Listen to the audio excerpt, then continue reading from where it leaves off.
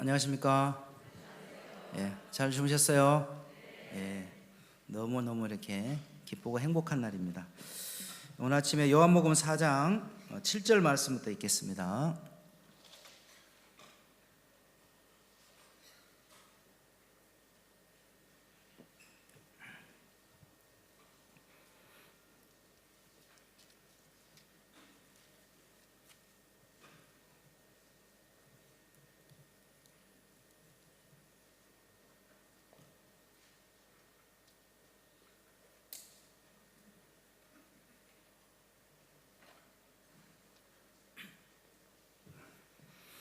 요한복음 4장 7절부터 읽겠습니다.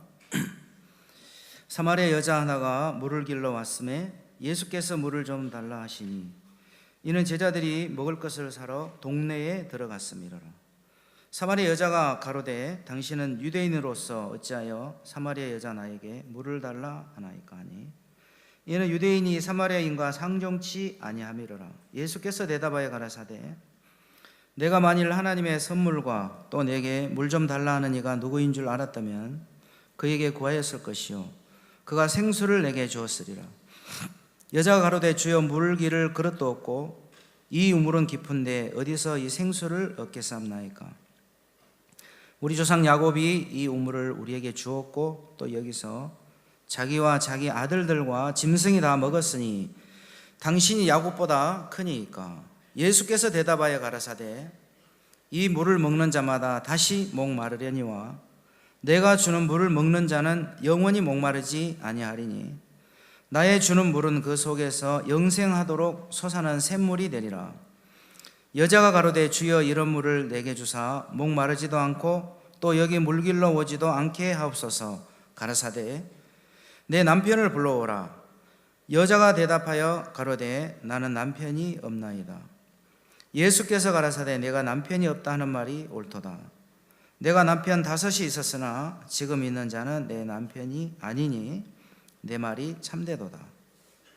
19절 여자가 가로되 주여 내가 보니 선지자로소이다. 우리 조상들은 이 산에서 예배하였는데 당신들의 말은 예배할 곳이 예루살렘에 있다 하더이다. 예수께서 가라사대 내 여자여 내 말을 믿어라. 이 산에서도 말고 예루살렘에서도 말고 너희가 아버지께 예배할 때가 이르리라. 너는 알지 못하는 것을 예배하고 우리는 아는 것을 예배하노니 이는 구원이 유대인에게서 남이니라. 아버지께 참으로 예배하는 자들은 신령과 진정으로 예배할 때가 오나니 곧 이때라. 아버지께서는 이렇게 자기에게 예배하는 자들을 찾으시느니라. 하나님은 영이시니 예배하는 자가 신령과 진정으로 예배할지니라. 여자가 가로되 메시아 곧 그리스도 하는 이가 오실 줄을 내가 아노니 그가 오시면 모든 것을 우리에게 고하시리이다. 예수께서 이르시되 내게 말하는 내가 그러라 하시니라. 자, 함께 25절 26절을 같이 한번 읽어보겠습니다. 25절부터 시작. 여자가 가로되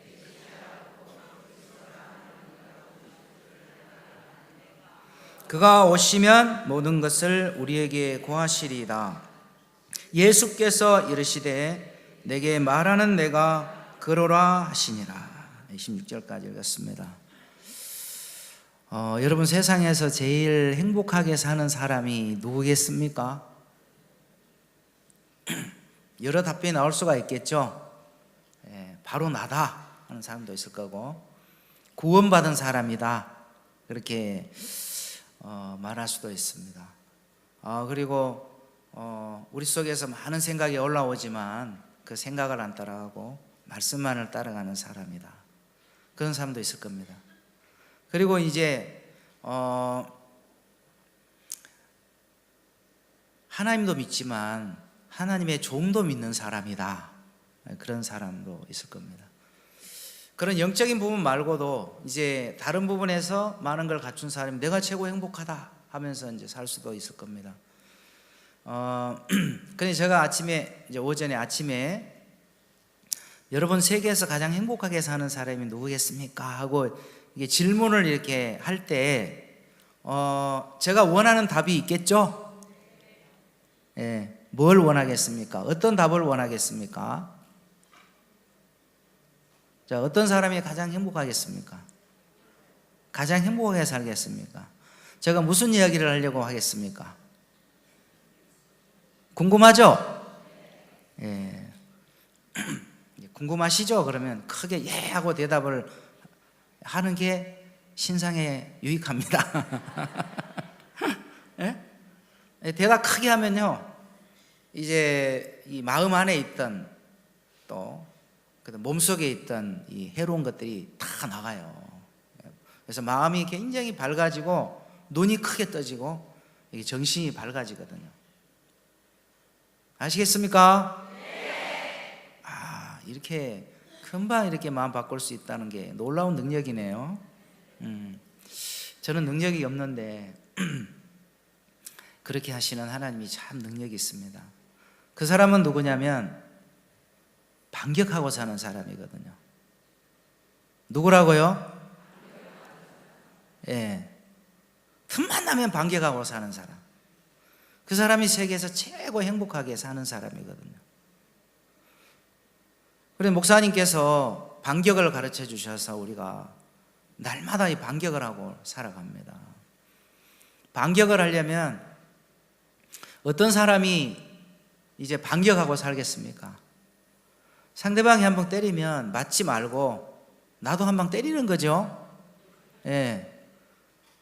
이 가슴이 멍든 사람들이 참 많아요. 가슴이 멍든 사람. 왜냐하면 이제 시기하고 질투하고 또 자기 세우려고 하고 자기 잘난 거 자랑하려고 하고 그리고 이제 또 욕망에 취해 있고 그래 여러 가지 어두운 생각들을 우리 마음에 받아들이다 보면 가슴이 다 멍들어요. 왜냐하면 늘 이제 그 악한 영이 주는 그 생각에 육신의 생각에 내 생각에 얻어맞다 보니까 마음에 멍이 들 때가 참 많아요. 멍이 든 사람이 참 많거든요. 그런데 그 멍이 언제 우리 마음에서 자연스럽게 사라지냐면 그 생각을 이제 반격하는 거죠. 예, 반격하고 사는 거예요. 우리가 아침에 이렇게 일어났는데 반격을 하는 거죠. 감격스럽다. 아침에 일어나니까. 아침에 일어나서 이런 자리에 앉아 있는 게 감격스럽다. 너무 감격스럽다. 그런 마음이 드세요? 뭐 당연히 앉아 있는 거지. 예. 당연히 앉아 있다가 이제 캠프 마치면 수양회 마치면 내려가는 거지. 뭐든지 당연하게 여기는 사람들은 이게 그런 마음을 가지기가 참 쉽지 않거든요. 그런데 아침에 일어나서 내가 감격스럽다. 내가 이런 자리에 있다. 감격스럽다. 내가 이런 하나님의 말씀을 들을 수 있는 이 수양회 왔다는 게 참 감격스럽다. 아침에 이제 일찍 일어나면 솔직히 좀 피곤하잖아요. 맞죠? 우리 솔직하게. 맞죠? 예. 그런데 피곤할 때 피곤하다. 그러면 계속 피곤한 거고, 예. 그러면 수양회 때만 피곤한 게 아니고 일생 피곤하죠. 일생 피곤하죠. 일생 피곤한 거예요. 주변에 전부 다 피곤하게 하는 사람들밖에 없어요. 저 사람 왜 나를 피곤하게 하지? 그 남편부터 시작해서 거슬러 올라가면 그 위에 아버지부터 조상 때부터 다 나를 피곤하게 하는 사람밖에 없잖아요. 근데 그렇게 살다가 반격을 딱 배워서 아니야, 가뿐해. 아니야, 피곤한 게 아니라 즐거워. 그렇게 반격을 딱 배워서 딱 반격을 하고 살아보면은 너무너무 달라지는 거죠. 예. 말이 달라지고 또 마음도 달라지고 행동도 달라지고. 여러분 아침에 일어나면은 피곤하고 힘들다 그랬습니까? 가뿐하다 그랬습니까? 한번 해보세요. 가뿐하다. 예. 가볍다. 즐겁다. 힘이 넘친다. 예. 어때요? 금방 힘이 넘치죠? 엄청나게 놀라운 거예요. 예. 그래서 박 목사님께서 놀라운 기술을 전수해 줬는데 그걸 실제로 써보는 사람하고 실제로 안 써보는 사람하고 하루하루가 달라요. 나이가 들면 하루하루가 다릅니까? 안 다릅니까? 어떻게 달라요? 네. 하루하루가 이상하죠. 네. 근데 반격을 하고 살면 하루하루가 정상으로 돌아와요. 아시겠죠? 네. 영어로 하면 영어 가르쳐 드릴게요. 네. 근데 영어를 할 때 영어도 반격을 해야 돼요. 영어는 쉽다. 일단 무조건 쉽다고 해야 돼요. 아시겠죠? 영어는 어렵다, 쉽다. 예. 그래서 반격을 영어로 뭐라고 하냐면 카운터 어택 그런 거예요. 카운터 어택. 따라해 보세요. 카운터 어택. 예. 무슨 택배인가 그렇게 생각하시지만 카운터 어택. 예. 그래서 집에 가가지고 손자들한테 또 아들들한테 남편한테 부인한테 가셔갖고 당신 카운터 어택이 뭔 줄 알아? 그거도 모르고 어떻게 인생이 살아? 그거 좀 배워야 돼 하면서 굉장히 쉬운 말인데 영어로 하니까 좀 고급스럽잖아요. 그렇죠? 그래서 카운터 어택 하면 그게 반격이에요. 그래서 권투를 할 때 상대방이 탁 치면 싹 그 상대방 펀치를 이제 주먹을 피해서 한 방 딱 날리는 거예요. 그러면 힘을 많이 안 들이고도 그 상대방 권투 선수를 KO 시키고 녹다운 시킬 수가 있어요. 그래서 이 카운터 어택, 이게 반격하는 이거 카운터 펀치, 이 펀치를 잘 날리면 힘을 많이 안 들이고도 힘 쫙 빼고도 상대방을 이렇게 강한 펀치가 아니에요. 그냥 힘 빼고 탁 치는데 상대방한테는 충격이 엄청나게 전달이 돼가지고 딱 이제 뒤로 들어눕거든요. 그리고 가만히 여러 개 있을 때 딱 때려가지고 KO 시키는 것보다 상대방이 딱 칠 때 싹 피해가지고 탁 때렸는데 딱 뒤로 떨어져 봐요. 어느 게 훨씬 스릴 있겠어요? 어떤 게? 그냥 폼 잡고 있는데 딱 때려가지고 KO 시키는 거 하고 상대방이 공격을 딱 하는데 싹 피해가지고 탁 때리는 거하고 어느 게 훨씬 스릴 있겠어요? 뒤에 게 훨씬 고소하죠? 훨씬 시원하고 훨씬 기분 좋고 맞죠? 그렇습니다. 그렇기 때문에 우리가 반격을 할 때는 항상 적이 있어요. 적. 나를 공격해 오는 적이 있을 때 훨씬 스릴이 넘치고 즐겁고 재미있는 거거든요. 육신이 우리에게 있어서 늘 육체가 하는 소리들이 있거든요. 그래서 성경 안 보고 싶고 기도 안 하고 싶고 빨리 더 자고 싶고 놀고 싶고 쉬고 싶고 좀 더 편하고 쉬운 쪽으로 가고 싶은 그런 이제 마음들을 우리 속에서 육체가 계속 일으키는 거예요. 그런데 반격 안 하고 육체 따라 계속 가면, 형편 따라 가면 이제 행복이 사라져요. 기쁨도 사라지고 마음의 즐거움도 다 사라지는 거거든요. 그래서 육체가 있지만, 육체가 주는 것들이 있지만 그것을 반격하는 그 마인드, 반격하는 마음의 세계를 배워서 반격하고 살면 너무너무 이렇게 날마다 꿈 같은 세월들, 꿈 같은 시간들을 보낼 수가 있습니다. 맞죠? 예. 하나님을 믿는 사람들은 하나님의 종도 믿는다고 하는데 그 하나님의 종을 믿는 사람들은 하나님의 종이 하는 그 말을, 그 삶을 어떻게 받아들여야 돼요? 여과 없이 그대로 받아들이는 거잖아요.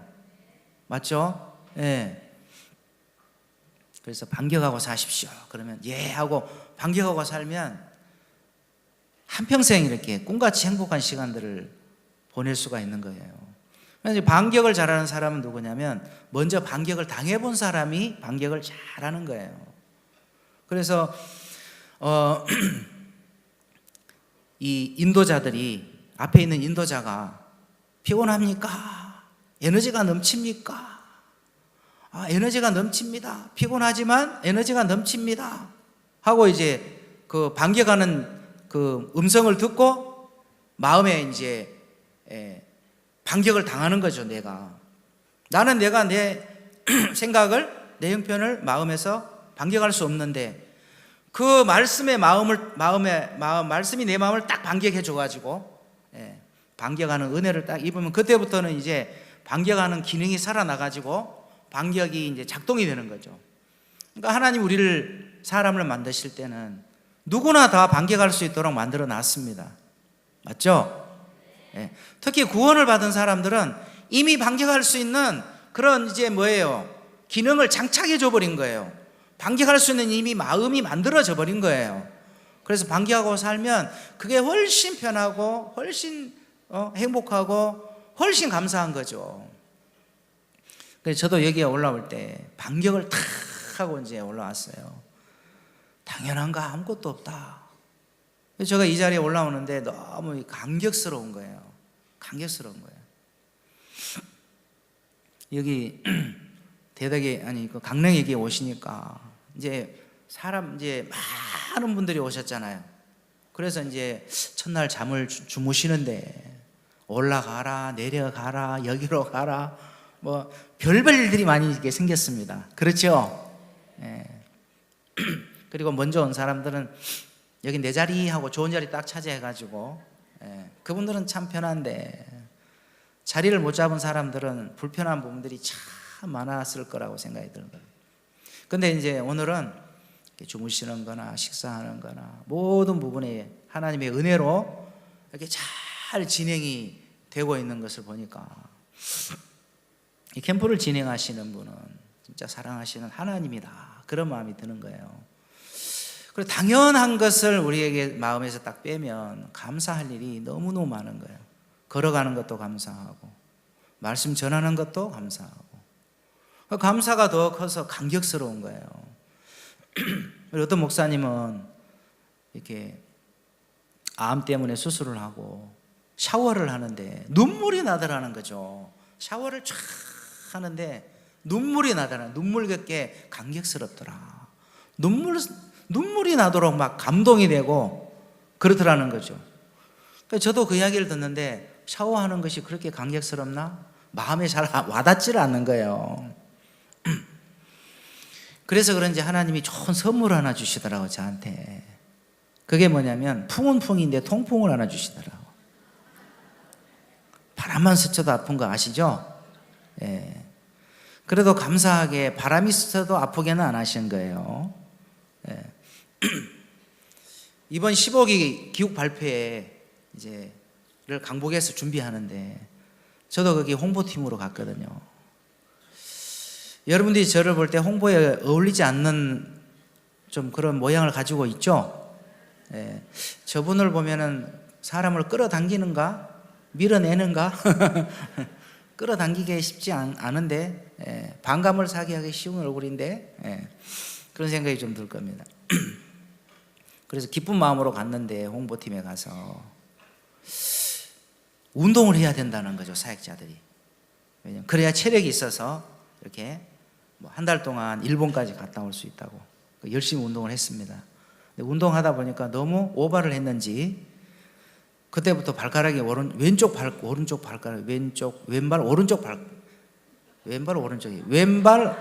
엄지발가락 아팠어요. 그냥 아픈가 보다 하는데 계속 이게 부어요.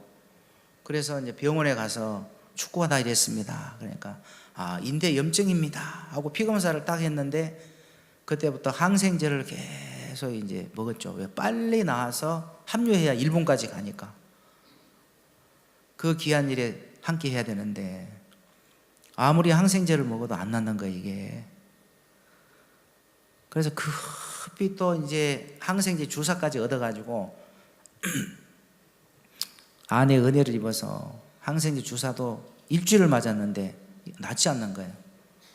그래서 병원에 다시 가보니까 피검사 결과 통풍입니다 그러는 거예요. 그래서 지금까지 처방한 약 다 빼고 알약 하나 딱 주더라고요. 그래서 통풍이 걸려가지고 쩔뚝쩔뚝하고 이제 절면서 한 달을 지냈어요. 결국 일본을 가야 되는데 일본도 못 가고 이 통풍 때문에. 이 통풍이 이게 참 나를 너무 힘들게 하더라고요. 근데 통풍이 어느 정도 딱 나으니까 감사할 일이 너무 많은 거예요. 예. 앉아있는 것도 감사하고 서 있는 것도 감사하고 걸어다니는 것도 감사하고, 예. 운동은 못하지만.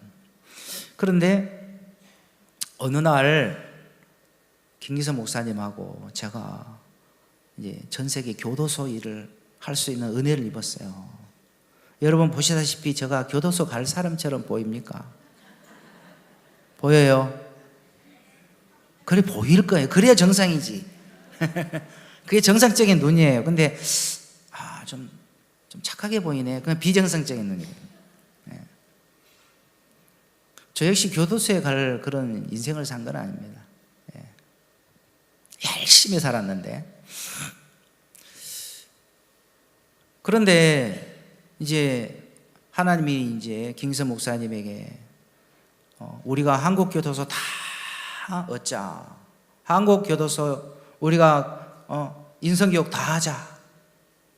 그리고 이제 그걸로 끝나는 게 아니라 우리가 전 세계 교도소 우리가 다 얻자. 전 세계 교도소 인성교육 우리가 다 하자. 그 마음을 그대로 받아서 이제 발을 내딛고 나가는데 그 일에 제가 같이 이제 함께 할 수 있는 은혜를 입었단 말이죠. 너무 감사하죠. 근데 막상 교도소를 가서 강연을 하려고 하다 보니까 부담이 막 오는 거예요. 부담이. 왜냐하면 교도소 딱 가서 강연하면 여러분처럼 그렇게 딱 듣겠습니까? 딱 끼고 문신 쫙쫙 이렇게 하고, 예. 그리고 강연 안 듣고 만화책 보고 소설책 읽고 분위기가 이럴 건데 부담스럽더라고요.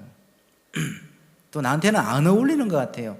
적어도 교도소는 한 10년, 20년, 30년 다녀온 사람들이 훨씬 어울릴 것 같은 거예요. 저같이 착한 사람 있잖아요. 착한 사람한테는 안 어울릴 것 같아. 발음을 정확하게 악한 사람, 착한 사람 똑같은데. 어제도 제가 원주교도소 갔다 왔거든요. 어제도 원주교도소 가서 한 30명 되는 분에게 마음의 근육을 키워야 되는 부분에 대해서 제가 2시간 동안 강연을 하고 왔습니다. 잘했죠? 예. 그런데 이제 교도소 가는 것이 참 부담스럽습니다. 그러니까 김기선 목사님이 그거 아무것도 아니야 하면서 이야기하더라고요. 그 이제 필리핀을 가면서 박 목사님에게 말씀드렸어요. 목사님, 제가 교도소 그 일을 하려고 하다 보니까 교도소 가는 게 좀 부담스럽습니다 했죠. 표현해야 돼, 안 해야 돼요?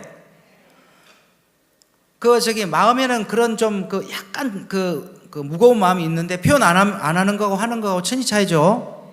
네, 표현하고 살아야 돼요. 표현하고.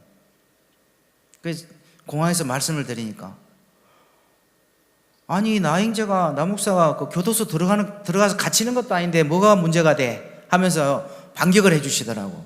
그렇지, 내가 교도소 갇히는 것도 아니고 교도소 잡아두는 것도 아니고 들어갔다 나오는 건데 이게 뭐가 부담되냐. 제 마음속에서 이제 교도소에 대한 그런 이제 선입관, 교도소에 대한 어떤 관념, 교도소에 대한 부담들을 반격을 해주니까 이게 마음에서 이렇게 반격이 되는 거예요. 맞아, 교도소 아무것도 아니야. 그리고 교도소 가는 거 참 좋은 거야. 내가 가면 사람들이 달라지고 변화되고 인생이 달라질 수 있는 그런 엄청난 일을 내가 하고 있는데 이제 그래서 이제 필리핀 교도소도 가고 필리핀은 마약으로 때려잡아가지고 마약을 다 자수하게 해가지고 많은 사람을 가둬놨잖아요. 그래서 이제 여자 교도소 가서 필리핀에 가서 여자 교수 한 100명에게 이렇게 인성교육하고 마인드도 하고 복음을 전했습니다. 필리핀은 마인드가 너무 좋은 게 복음의 꽃을 피울 수 있는 그런 밭이 다 돼 있어서 교도소 가면 성경 딱 펴고 요한복음 8장 딱 전하면 되거든. 여자가 간음 안 하려고 해도 간음할 수밖에 없는 여자였습니다. 하면서 이제 근데 예수님을 만나서 나도 정죄하지 아니하노니, 야, 여자만 정죄 안 하는 게 아니라 여러분도 정죄 안 합니다. 하면서 이제 복음을 전하는데 너무 행복한 거예요. 그리고 이제 모잠비크하고 스와질랜드를 이제 갔습니다. 올해 갔는데 모잠비크도 너무 좋은 거예요. 그 나라가 복음으로, 마인드로 복음의 꽃을 마음껏 피울 수 있는 나라더라고요. 그러니까 여러분도 한번 모잠비크 가보세요.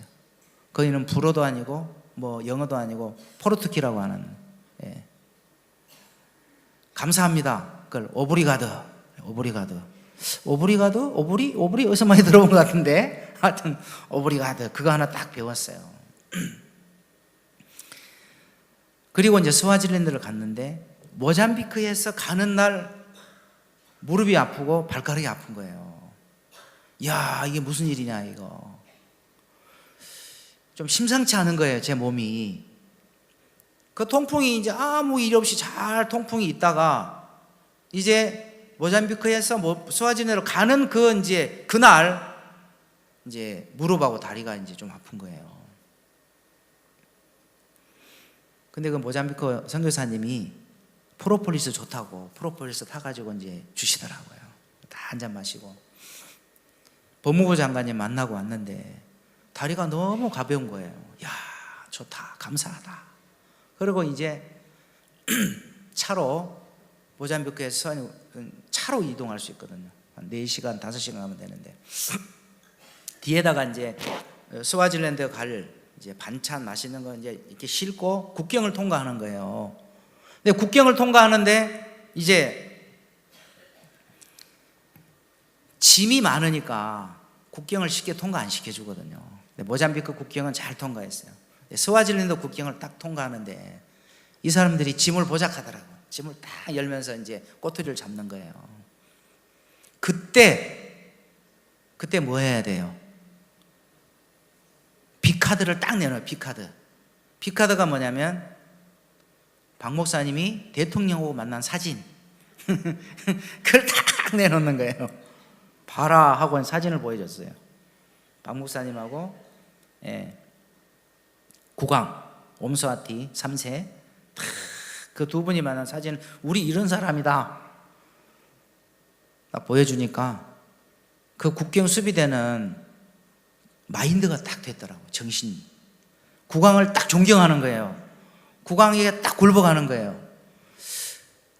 그래서 거기에 목사님 덕으로 목사님의 이제 손길을 힘입어서 국경을 무사히 쫙 통과했어요. 얼마나 감사한지. 그래서 우리가 가진 이제 짐 그대로 가지고 스와질랜드 교회를 갔습니다. 갔는데 그때부터 이제 무릎이 아프기 시작하는 거예요. 무릎이 그냥 아픈 게 아니라 이렇게 많이 부었어요. 오른쪽 무릎이. 왼발 엄지발가락 아프고 오른발 무릎이 아프고. 근데 그냥 아픈 게 아니고 걸을 수가 없는 거예요. 그럼 어떻게 다녀야 돼요? 기어 다녀야 되죠? 기어 다닐 수도 없는 거예요. 못 기어 다니면 굴러가면 되잖아요. 너무 아파서 굴러가지도 못하는 거예요. 정말 이 뭐 예를 들어서 한 10cm, 20cm 여기만 가도 되겠는데 그게 안 되는 거예요. 무릎이 너무 아프니까. 야, 스와질랜드까지 와가지고 통풍이 나를 찾아왔구나. 근데 여러분, 반격을 잘 하려면 방법이 하나 있어요. 어떻게 하면 반격을 잘하냐면 반격을 잘하는 사람하고 같이 다니면 돼요. 맞죠? 세계에서 최고 반격을 잘하는 사람하고 같이 다니면 돼요. 세계에서 최고 마음의 싸움을 늘 이기는, 그 믿음을 가진 종들하고 같이 다니면 반격하는 게 너무 쉬워지는 거예요. 문제는 뭐냐면 경찰대학 900명 강연이 있고 남자 교수도 900명 강연이 있고 여자 교수도 강연이 있고 스와질랜드 새벽에 말씀이 있고 이런 말씀들이 있는데 김기선 목사님이 하시면 되잖아요. 근데 김기선 목사님은 스와질랜드를 왔다가 다시 모잠비크로 가야 되는 거예요. 총리 만나려고. 그러면 이제 누구밖에 없습니까? 저밖에 없죠. 2사람 갔으니까. 예, 그거 말씀 안 드렸군요. 나보고 하라는 거예요. 너 무릎 아픈데? 막 신음하고 있는데? 그때 김기선 목사님이 뭐라 하냐면 아무것도 아니야! 하면서 이제 그런 거예요. 나는 아파 죽겠는데 도저히 그럴 수 없는데 아무것도 아니야. 딱 그러는 거야. 하면 돼 하면서 이제 한편으로는 이건 너무 사람 심정 몰라주는 거 아닌가 그런 마음이 드는데 그 이야기를 딱 듣는데 마음에서 맞아? 이거 아무것도 아니야. 그래가지고 이제 어떻게 제가 갔냐면 저를 업어가지고 식탁에 앉혀서 밥 먹이고 저를 업어가지고 차에 태워서 강인장에 가가지고 업어서 세워놔요. 그러면 서서 이제 하는 거예요. 계속 한 자리 서가지고 다리가 안 아프면 움직이면서 질문도 하고 이렇게 할 수 있는데 아무것도 못 하는 거예요. 그냥 서서 해요. 마쳤습니까? 예, 업히시죠. 해가 딱 업어가지고 또 차에 태워요. 또 집에 갖다 놔요. 식사 시간입니다. 식사하시죠. 침대에다 딱 던져놔요. 그렇게 강연을 했어요. 그 남자 교도소에 가는데 남자 교도소도 목사님 업히시죠. 단기들이 그때 필요하더라고. 단기들이. 제가 무게가 그래도 나가는데 키는 작지만 무게가 나가요. 너무너무 나를 잘 업는 거예요. 그게 아들 같은 놈인데 딱 업는데 딱 업고 가더라고요. 업기 위해 태어난 사람 그때 걔는. 업어가지고 이제 여자 교수 딱 갖다 놓고 그냥 이제 도저히 못 써가지고 앉아서 했어요. 그래 업어서 새벽 시간에 딱 갖다 놓고 업어서 밥 먹고 갖다 놓고 모든 것을 이제 뭐냐면 제가 못 움직이니까 너무 고통스러워가지고 그렇게 시간들을 보냈다는 거예요. 그리고 이제 가장 중요한 건 한국에 와야 되는데 이건 보통 일이 아니죠. 나와 같이 갔던 목사님이 오고 갈 수는 없는 거고 근데 신기한 거는 제가 여자교도소 강연을 갔다가 밥 먹을 때 점심 때 돼서 식탁에 딱 앉혀놨는데 밥을 딱 먹고 딱 일어서는데 일어나 자리를 들고 걸어가라는 기적이 거기서 일어난 거예요. 뿔떡 일어난 거예요 제가. 그래서 걸었어요. 그때 어떤 마음이 들겠어요? 감격스럽겠죠. 야, 내가 살아서 한국으로 돌아가는구나. 공항에서 약간 절면서 캐리어를 끄는데 감격스러운 거죠. 너무너무 감격스러운 거죠. 세상에 당연한 게 아무것도 없습니다. 당연한 거 다 빼고 나면 감격스러운 게 참 많은 거예요. 여러분 세상에는 매력적인 사람들이 많습니다. 그렇죠? 매력적이다. 영어로 차밍하다. 차밍. 야, 한국말도 야 참하다. 참하다는 참이 영어도 차밍이에요. 쉽죠? 예. 매력적이라는 것은 사람의 마음이 끌린다 그 말이에요. 마음이 끌리는 거예요. 여러분들은 마음이 끌리는 스타일입니까? 아니면 도망가게 하는 스타일입니까? 예. 근데 매력적이다는 말이요. 너무 멋진 말이에요. 근데 지금 여러분들을 세계 최고의 매력적인 여성으로 제가 만들어 드리겠습니다. 돈 하나도 안 드리고. 좋아요, 안 좋아요? 너무 좋은 거예요. 보통 남편들이 어떤 아내 좋아합니까? 달콤하고 부드럽고 상냥하고 맞죠? 직장 딱 마치고 퇴근하면은 여보 다녀왔어요. 옷 주세요. 네? 어떤 이혼하기 전에 드라마에서 나오는 그 행복한 부부의 모습. 그래 아침에 딱 출근할 때 여보 구두 반짝반짝반짝 닦아놨어. 그러면서 이제 그 다이아몬드 같은 여자들, 여성. 보통 남편이 남성분들이 좋아하는 게 그런 여성이잖아요. 맞죠? 안 그러면 톡톡 쏘고 막 싸늘하고 찬바람이 싱싱 도는 그런 여성을 좋아합니까? 안 그렇죠? 왜 여성분들이 대답을 할까? 네? 자매님들이 대답하면 되겠어요? 형제님들이, 부치님들이 대답을 해야지. 예. 여기 형제님들, 부치님들 맞습니까? 예, 자신있게 대답해요. 왜냐면 그건 너무 자신 있는 거라. 그래서 전 지난주에 깜짝 놀랐어요. 누구냐면 어떤 목사님이 복음반에서 말씀을 전하는데, 여러분 저는요 처음부터요 톡톡 쏘는 여자를 좋아했다는 거예요. 깜짝 놀랐어요. 아, 저런 분도 있구나. 예.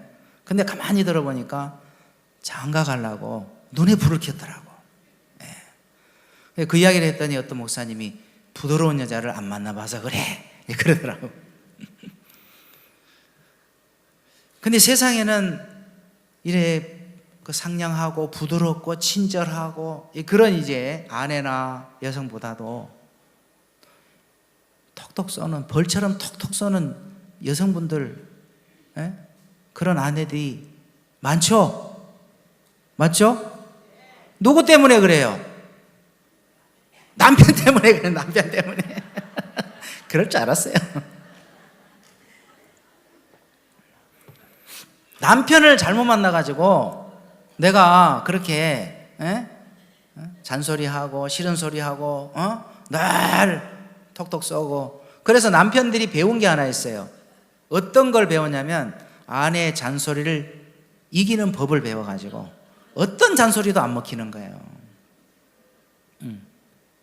근데 저도 어느 날 목사님 앞에 나갔잖아요. 그것 때문에 아내가 너무 톡톡 쏘니까. 근데 왜 그렇게 됐냐면 제가 그렇게 만들었거든. 아무튼 톡톡 쏘는 말이 별로 안 좋아 보여요. 늘 가슴이 따끔따끔 아프고 꼭 그때 그런 말 해야 돼? 이렇게 말하면 안 될까? 그런 이제 아쉬움도 가지고 있었어. 목사님 앞에 나갔는데 목사님 뭐라 한 줄 알아요? 여자가 톡톡 쏘는 거 그거 있잖아. 그 여자의 매력이야, 매력. 그거 매력이야 하는 거예요. 그때부터 제가 기준이 바뀌었어요. 예. 물론 목사님 매력이야 그래도 3년 동안 고민하다가 이제 마음 바꾸고 받아들였지만 목사님이 반격을 딱 해주니까 매력이란 기준도 다 바뀌더라고요. 그러니까 매력이 없는 아내가, 매력이 없는 여성이 매력 있는 여성으로, 매력 있는 아내로 바뀌는 건 한순간이에요. 반격 잘하는 사람들이 금방 매력 있는 여자가 되는 거예요. 오늘 여기 많은 분들, 이게 이제 아내도 계시고 뭐 모친도 계시고 자매님도 있는데 이제 세계 최고 매력 있는 분이 됐습니까? 근데 어떨 때 보니까 아내가 더 심하게 톡톡 쏠 때가 있더라고. 그때는 야, 오늘 당신 너무 더 매력적이네. 야, 당신 매력이 너무 넘친다. 안 쏠 때는 어때요? 갑자기 부드럽게 나올 때는, 그때는 좀 불안해. 톡톡 쏘는 맛으로 살아야 되는데 항상 그때는 아쉬울 때잖아요. 여보 시장 좀 같이 가주세요. 그럴 때는 굉장히 부드러워요.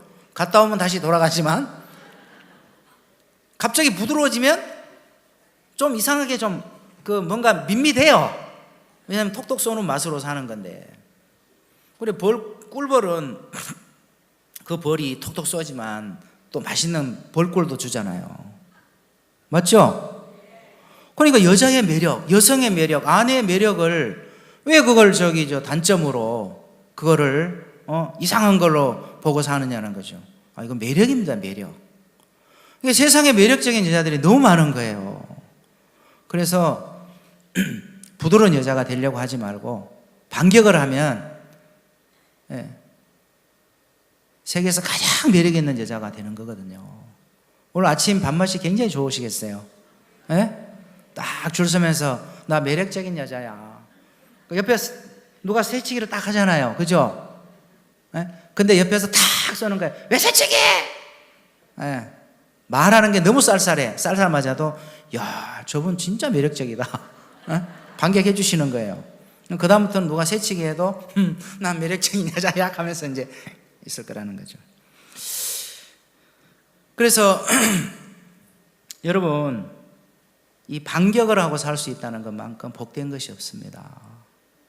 하나님이 우리에게 주신 하늘의 지혜인데, 야, 나 같은 인간이 그런 지혜를 들을 수 있구나. 나 같은 인간이 그런 지혜를 가진, 하나님의 지혜를 가진 그런 믿음의 사람, 하나님의 종과 함께 하고 있다는 것이 진짜 감격스러운 거예요. 너무너무 감격스러운 거예요. 맞죠? 이번에 저희들이 월드캠프 때 교정청장 포럼 이제 세미나를 했어요. 교정청장이라 하면 전 세계 교도소의 행정을 책임지는 사람이거든요. 그 나라마다. 그래서 10명이 오셨어요. 교정청장 이제 4분하고 나머지 이제 보좌관들, 국장들 이렇게 10명이 하셨는데 너무너무 재밌는 거예요. 그분들과 함께 하는데. 근데 그 중에 보츠와나에서 오신 분이 계세요. 뚱뚱하고 이제 키가 크고 그런데 그분이 제일 까칠한 거예요. 오셔가지고. 그래서 이제 그분은 뭐라 하냐면 배워야 되는데 자기가 내가 가르쳐 주겠다 하면서 이제 자기가 이제 보스라는 거예요. 나는 빅 보스야. 내가 가르쳐 줄게. 이런 마인드를 가지고 이제 좀 뻣뻣하게 이제 대하시는데 그분 얻으려고 대학생들부터 다 마음을 이렇게 쏟았거든요. 근데 시간이 같이 이제 그분하고 시간이 지나다가 이제 뭘 느끼냐면 재미가 있는 거예요. 야, 이분 참 재미가 있다. 이분 참 재밌다. 하는 목사님이 우리가 전 세계 교도소 다 얻자 그랬는데 하나님 목사님을 통해 주시는 그 약속을 따라서 발을 내딛고 나갔을 때 그분들이 이제 우리나라에 이제 오시는 거잖아요. 자기 비행기값 다 내고요. 회비 다 내고 비행기값 다 내고 온 거예요. 그분들은. 감사하죠? 예. 그래서 복음도 듣고 구원도 받는 거예요. 저도 케냐 본부장님 교정청장 책임 맡아가지고 그분하고 복음 전하고 교제하고 그분들이 다 구원을 받고 그날에 돌아가면 그 교도소 다 얻는 거잖아요. 교도소 다 얻는 거예요.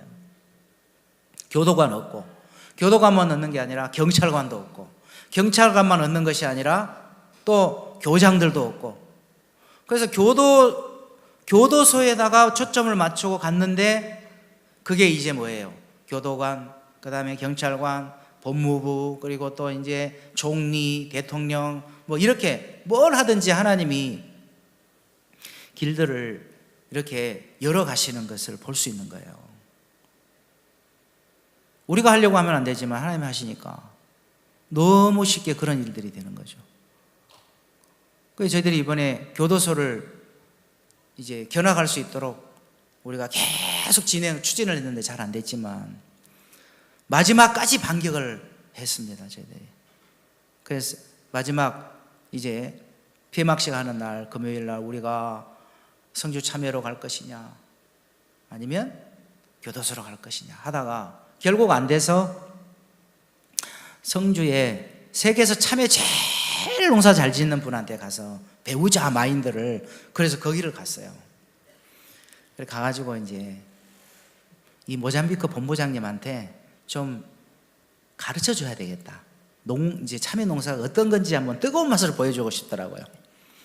이 뜨거운 날 가가지고 하우스에 딱 집어넣어서 참외 따라고 해야 되겠다. 그러면 땀 뻘뻘 흘리면서 참외를 따겠지. 기분 너무 좋은 거예요. 소개를 아주 거창하게 했어요. 이분은 세계에서 참외 농사를 제일 잘 짓는 분입니다. 하면서 이제 간단하게 이제 가서 이제 소개하고 자 장로님 빨리 이분 모시고 저 비닐하우스에 좀 이렇게 집어 넣으세요. 이렇게 그분이 너무 좋아가지고 가더라고요. 그러다 갔는데 땀을 뻘뻘 흘리면서 이제 이 참외도 따고 가위 손에 짚혀주고 바구니 들고 자 참외는 이렇게 따는 겁니다 하고 이제 점점 안으로 싹 들어가는 거죠. 그 안에 온도가 45도, 뜨거운 날은 50도 되는데 저기서 푹푹 좀 삶아야 되겠다. 근데 이분이 딱 들어갔는데 한 2분 됐어요. 2분 딱 됐는데 나오는 거예요. 아, 여기는 보스가 있을 때가 아니다 하면서 나오신 거예요. 아, 이런 데는 보스가 있으면 안 돼 하면서 나왔어요. 나와가지고 딱 앉아서 자 지금부터 세계 최고의 참외 농사를 잘 짓는 분의 마인드를 경청하는 시간을 가지겠습니다. 마인드를 배우겠습니다. 그래 그분이 그 2분 안에 좀 끝내주세요. 그래 2분 안에. 아니 그 세계 최고의 마인드를 2분 안에 끝내달라는 거죠. 하여튼 그런 분인데 너무 재밌었어요. 그 장로님이 제가 참외 농사를 지으면서 세 가지를 배웠습니다. 첫 번째는 제가 참외 농사를 짓다가 다 망했습니다. 실패했습니다. 내가 다 망하고 실패하니까 누가 보이냐면 성주에서 참외 농사 제일 잘 짓는 분이 보였습니다. 그래서 제가 그분에게 가서 배웠습니다. 친구를 삼았고 밥도 사주고 그러면서 그 사람에게 가서 배웠습니다. 배우는 마인드를 배웠습니다. 두 번째는 인도자가 있어야 된다는 걸 알았습니다. 그래서 목사님께서 저에게 늘 농사를 지을 때 강조한 게 있었는데, 돈 벌려고 하지 마라. 돈 많이 벌려고 하지 마라. 즐겁게 농사를 지어라. 즐겁게 참외 농사를 해라. 그래야 참외가 보인다는 거예요. 참외가 뭘 좋아하고, 참외가 어떻게 하면 열매를 잘 먹고, 참외가 어떻게 하면 맛있고, 참외가 보인다는 거예요. 다시 말하면 욕망을 딱 내려놔야 참외가 하는 소리를 들을 수 있다는 거죠. 그래서 즐겁게 하세요. 그리고 세 번째는 뭐냐면, 참외 농사를 하다가 너무 어려울 때가 온다는 거죠. 너무 이렇게 힘들 때가 온다는 거예요. 너무 비가 안 오면 문제가 되고, 비가 너무 많이 와도 문제가 되고, 너무 추워도 문제가 되고, 문제가 될 일들이 참 많은 거예요. 태풍이 불어도 문제가 돼요. 그때 목사님을 초청해서 기도를 다 하면 모든 것이 다 풀어집니다. 그렇게 이야기를 하시더라고요. 세계 최고 마인드 맞습니까? 맞죠? 그래서 그분 보츠와나 교정청장님도 너무 기쁜 마음으로 이제 보츠와나 돌아갔는데, 거기는 다이아몬드가 그렇게 많이 난대요. 내 주위에 반격을 잘하는 그런 사람과 함께 할 때, 반격하고 살면서 행복하게 살아가는 거죠. 날마다 우리에게 어려움이 오지만 우리 마음에 어려움은 없어. 어려움은 좋은 거야. 어려움은 즐기는 거야. 피곤도 즐기는 거야. 그 삶을 배우면서 그 삶을 살아가 보면 그 삶이 반격 안 하고 사는 삶하고 천지 차이가 나는 거야. 내 주변이 밝아지고, 내가 밝아지고, 가족이 밝아지고, 교회가 밝아지고, 다 밝아지게 하는 거더라고요. 요한복음 4장을 보면은 요한복음 4장이 너무 감격스러운 거예요. 왜냐하면 여러분, 성경을 보면 성경은 우리 보고 뭘 하라는 이야기가 아니거든. 우리 보고 뭘 하라는 이야기로 들리는 사람이 있어요. 성경을 보면. 그리고 성경을 보면 하나님 내가 너에게 다 해줄게, 이렇게 들리는 게 있는 거예요. 이렇게 보이는 게 있다 그 말입니다. 그래서 성경을 보면 어떤 사람은 다 내가 해야 될 것 같은 마음이 들고, 어떤 사람은 내가 해야 될 것 같은 그 마음이 딱 죽어버리고, 그게 다 끝이 나고, 하나님이 나를 이렇게 해주겠다는 그 하나님의 마음을 마음에서 느끼는 사람들이 있는 거예요. 근데 성경을 보면 감격스러운 것이 뭐냐면, 야, 성경 이렇게도 보여지는구나. 제사함을 받지 못할 때는 전부 다 죄 짓는 이야기, 죄인, 내가 죄 지으면 지옥 가는 거, 다 그렇게만 보이는 거예요. 제설 사함 받고 나면, 제3의 은혜를 입고 나면은 예수님이 나를 위해 피를 흘렸구나, 예수님이 나를 위하여 십자가에 죽으셨구나, 부활하셨구나, 예수는 우리의 범죄함을 위하여 내어줌이 되고, 예수는 우리 범죄 때문에 그 범죄에 대한 대가를 지불하기 위하여 십자가에 못 박힐 수 있도록 제물로 내어주게 되고, 우리를 의롭다 하심을 위하여 살아나셨느니라. 그것은 우리 보고 뭘 하라는 게 아니라 하나님이 다 해주셨다는 얘기잖아요. 맞습니까? 그리고 성경을 볼 때 감격하는 사람은 누구냐면 내가 가질 수 없는 마음을 만날 때, 내가 볼 수 없는 세계를 볼 때, 내가 깨달을 수 없는 것들을 깨달을 때죠. 하나님이 은혜를 베풀어서, 하나님이 보여주셔서, 하나님이 성령으로 깨우쳐 주셔서, 야, 성경은 바로 이런 걸 이야기하는구나.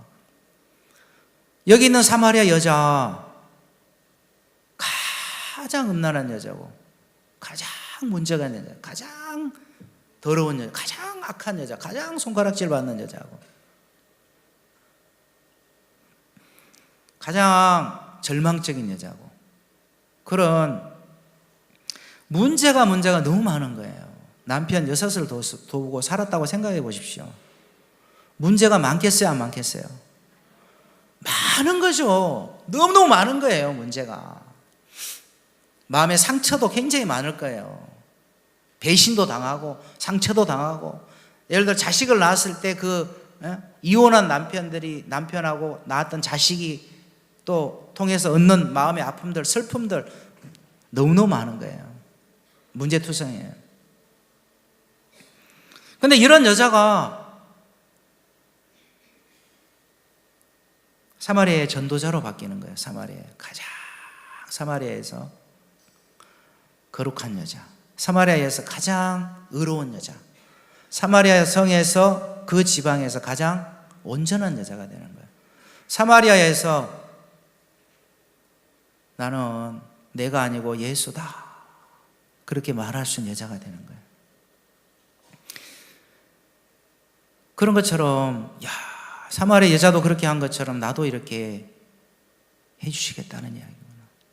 사마리아 여자를 그렇게 바꾼 것처럼 하나님이 나도 이렇게 바꿔놓으셨다는 이야기구나. 제가 부산에 사역할 때 84세 된 모친을 만난 적이 있어요. 그 모친님이 84세에 담도에 암이 걸려서 병원에 누워 계시는데 저희 교회에 나온 지 좀 오래됐어요. 근데 늘 보면 이 모친이 구원을 받았는지 안 받았는지 그게 의심스러울 때가 있는 거예요.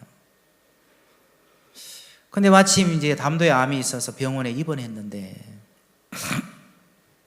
제가 그냥 이렇게 구체적인 건 아닌데 그냥 이렇게 언뜻 듣기로 모친님이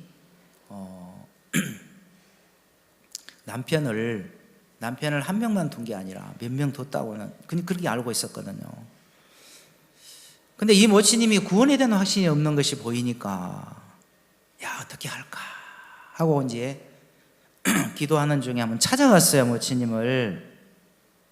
그래가지고 어떻게 딱 물어봤냐면, 모친님은 할아버지가 몇 분 계셨습니까? 물어봤어요. 너무 실례죠, 사실은. 맞잖아요. 근데 중요한 것은 모친님이 구원을 받고 천국 가야 되는 거잖아요. 예, 실례고 예의가 아니고 그렇지만 정중하게 물어봤어요. 예수님이 사마리아한테 내 남편을 데려와라. 네 남편 몇 명이냐? 이렇게 묻는 것처럼. 근데 모친님이 한 서너 명 돼 그러더라. 서너 명 돼요? 근데 이상하잖아요. 남편이 무슨 3명이면 3명, 4명이면 4명, 그지? 뭐 서너 명이 뭐예요? 그럼 서너 명이. 구렁이 담 넘어가듯이 넘어가는.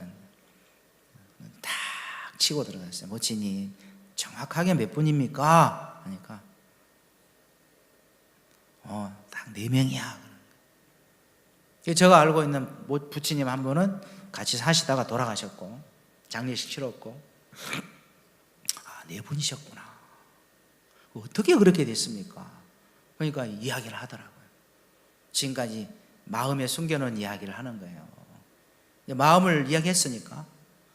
첫 번째 남편은 참 결혼을 했는데 이 남편이 성격이 안 맞아갖고 이혼했어.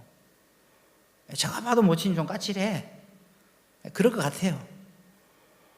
그래서 이혼했는데 두 번째 남편을 제가 재혼할 때 굉장히 심사숙고했다.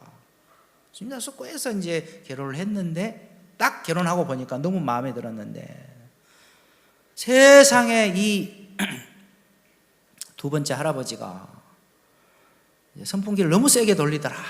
그래가지고 너무 미워서 그냥 집어넣었어, 감옥에다가. 근데 그게 너무 가슴이 아파 지금. 그래서 세 번째 부친님은 또 이제 병들어서 돌아가시고, 네 번째 부친님은 이제 함께 사시다가 또 이제 나이가 들으셔서 돌아가셨는데, 그 모친님 마음속에 그 피랑 남편이 바람을 피웠지만 그 남편을 막 미워가지고, 그죠? 얼마나 배신감 느껴요.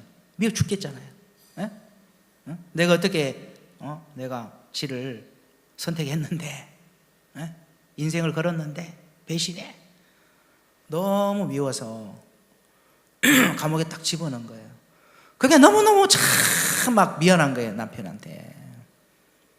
그 죄가 안 씻어져가지고 구원의 확신을 못 받고 있었단 말이죠. 근데 그때 마음을 열고 그 마음을 딱 이야기하니까, 난 남편 넷이 있었어. 근데 내가 그 두 번째 남편한테 몹쓸 짓을 했어. 그 마음을 딱 내어놓고 나니까 예수님이 십자가에 흘린 피로 그 죄가 씻어진 게 믿어지겠어요, 안 믿어지겠어요? 그대로 믿어지잖아요. 마음을 딱 닫고 있을 때는 이제 마음을 닫고 마음을 이야기 안 하면 어때요? 진짜 씻어졌겠나? 안 씻어졌겠나? 연결이 안 돼요. 근데 예수님이 피하고 딱 연결이 딱 되면 사람의 마음은 놀랍게 달라져요. 이 여자를 바꾼 것이 뭐겠습니까? 저는 이 요한복음 4장을 보면서 사마리 여자가 어디서 변했나 아무리 찾아봐도 없어요. 그런데 이 여자가 변한 게 딱 한 군데 나오는 거예요. 우리가 요한복음 4장 25절 보겠습니다. PPT 띄워주세요. 4장 25절 보겠습니다. 여자가 가로되 메시아 곧 그리스도라 하는 이가 오실 줄을 내가 아노니 그가 오시면 모든 것을 우리에게 고하시리이다. 자, 여기 보면은 누가 오시면 그랬어요. 그가 오시면, 한번 해보세요. 그가 오시면, 예수님이 오시면이에요. 그리스도가 오시면. 여러분, 그리스도라는 게요, 너무 놀라운 거예요. 예수님이 십자가에 피 흘려 죽으시고 무덤에 묻혔다가 부활하신 분, 그분을 그리스도라고 하는 거예요. 맞죠? 십자가를 통과하신 그분을 그리스도라고 하는 거예요. 그 예수님의 피가 흘려지면 나는 달라진다. 나는 변한다. 나는 의로워지고 깨끗해지고 온전해지고 내 삶이 다 달라진다는 거예요. 그때 예수님이 뭐라 합니까? 26절에 예수께서 이르시되 내게 말하는 내가 그로라. 너무너무 놀라운 이야기죠. 여자하고 예수님이 마음으로 딱 만났죠. 연결이 딱 되니까 여자가 완전히 바뀌는 거예요. 거듭나는 거예요. 요한복음 4장은 두 가지로 딱 나눠져요. 하나는 여자로 살아갈 때, 또 하나는 그리스도를 만나서 그 여자의 마음에 예수님을 담고 그리스도로 살아갈 때, 예수로 살아갈 때. 감격스러운 거죠, 이게. 내가 나를 고치고 바꿔야 되는 게 아니라 예수님이 나를 바꿔놓은 거예요. 나 스스로 살지 않고, 여러분으로 살지 않고, 그분이 십자가에 죽고 장사 지내고 피를 흘려서 죄를 씻으시고 장사 지내 부활하셨는데, 그때 우리가 더 이상 내가 아닌 예수로 바뀌었다 그 말입니다. 맞습니까? 그러면 누구로 살아가면 돼요? 예수로 살아가면 되는 거예요. 너무너무 놀라운 거죠. 우리 같은 인간이, 우리 같이 정말 벌레 같은 인간들이 예수로 살아갈 수 있다. 근데 보니까 누가 그렇게 사는가 보니까 하나님의 종이 19살 때 자신을 벗고 애벌레를 벗고 나비로 자기를 벗고 예수로 살아오셨더라는 거예요. 맞습니까? 그러면 예수로 살면 어려움이 와도 반갑습니까? 안 반갑습니까? 반갑겠죠? 예수님이 간음중에 잡힌 여자 만나 골치 아픈 여자다 그러겠어요? 안 그렇죠? 아니야. 너 너무 반갑다. 너 나를 만나면 변해. 예수로 살아가는 삶을 우리가 하나씩 하나씩 배워보면 너무너무 놀라운 게 많단 말입니다. 그러니까 목사님이기 때문에 저래 사는 게 아니라 예수 그리스도의 피로 말미암아 목사님의 마음의 세계도 자기의 세계에서 하나님의 세계로, 말씀의 세계로, 예수 그리스도의 세계로 딱 옮겨져 가지고 이제 네가 하려고 하지 말고 내가 다 해줄게. 성경에 보면 마태복음 19장 보면은 무슨 말씀이 나오냐면 이 말씀을 보고 마치겠습니다. 마태복음 19장 26절 다 같이 한번 읽어보겠습니다. 시작. 예수께서 저희를 보시며 가라사대 사람으로는 할 수 없으되 하나님으로서는 다 할 수 있느니라. 이 이야기 뭡니까? 하나님 다 해주겠다는 이야기예요. 근데 우리 할 수 없는 내가 하려고 하니까 그게 하나님을 거스리고 대적하고 하나님 무시하고 하나님 없어도 살 수 있다는 그런 교만이고 거만이고 사탄의 마음이다 그 말이죠. 그래서 저도 오랜 시간 동안 안 되는 내가 하려고 했는데 하나님이 아니야 내가 다 해줄게 그렇게 하시더라는 거죠. 시간이 다 됐습니다. 이번 남은 수양에도 캠프도 하나님 다 해주시겠다는 마음이 드니까 너무 소망스럽습니다.